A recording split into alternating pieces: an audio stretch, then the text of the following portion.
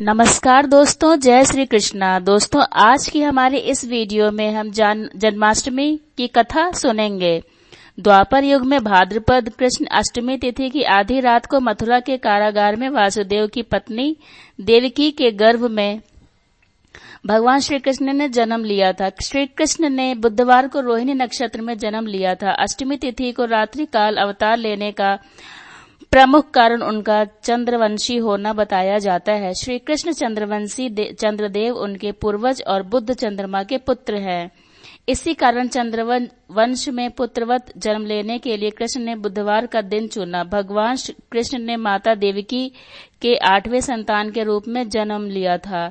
कृष्ण जी का जन्म मथुरा में मामा कंस के कारागार में हुआ था।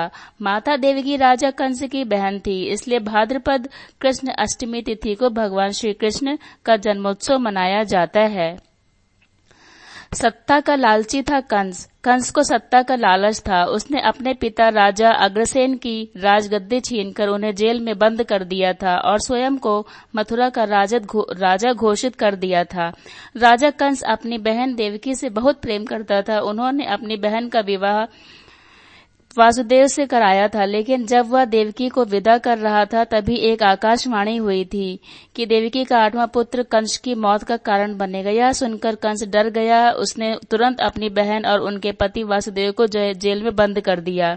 उनके आसपास सैनिकों की कड़ी पहरेदारी लगा दी। कंस अपनी मौत के डर से देवकी और वासुदेव की 7 संतानों को मार चुका था। भगवान श्री कृष्ण जी का जन्म भाद्रपद मास कृष्ण पक्ष की अष्टमी तिथि को रोहिणी नक्षत्र दिन बुधवार की अंधेरी रात में भगवान कृष्ण ने देवकी के 8वें संतान के रूप में जन्म लिया था। कृष्ण के जन्म लेते ही कोठरी प्रकाशमय हो गया। तब तक आकाशवाणी हुई कि विष्णु जी ने कृष्ण जी के अवतार में देवकी के कोख में जन्म लिया है। उन्हें गोकुल में बाबा नंद के पास छोड़ आए और उनके घर एक कन्या जन्मी है।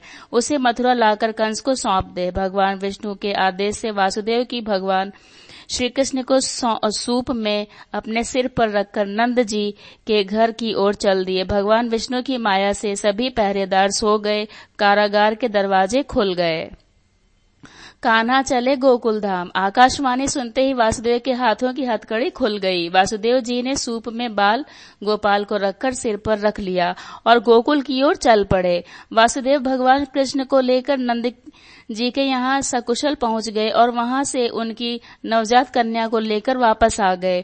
जब कंस को देवकी की 8वीं संतान के जन्म की सूचना मिली, वह तत्काल कारागार में आया और उस कन्या को छीनकर पृथ्वी पर पटकना चाहा, लेकिन वह कन्या उसके हाथ से निकलकर आसमान में चली गई। फिर कन्या ने कहा, हे मूर्ख कंस, तुझे मारने वाला जन्म ले चुका है और वह वृंदावन पहुंच गया है। वह कन्या कोई और नहीं, स्वयं योग माया थी। श्री कृष्ण ने राजा अग्रसेन को फिर सौंप दी मथुरा की राजगद्दी। बाबा नंद और उनकी पत्नी मां यशोदा ने श्री कृष्ण जी का पालन पोषण किया। राजा कंस ने श्री कृष्ण का पता लगाकर उन्हें मारने की खूब कोशिश की, लेकिन कंस की सारी कोशिशों विफल हुई और कृष्ण जी को कोई मार नहीं सका। अंत में श्री कृष्ण ने कंस का वध किया। राजा अग्रसेन को फिर मथुरा की राजगद्दी सौंप दी। इस तरह से जन्माष्टमी व्रत कथा पूरी हुई।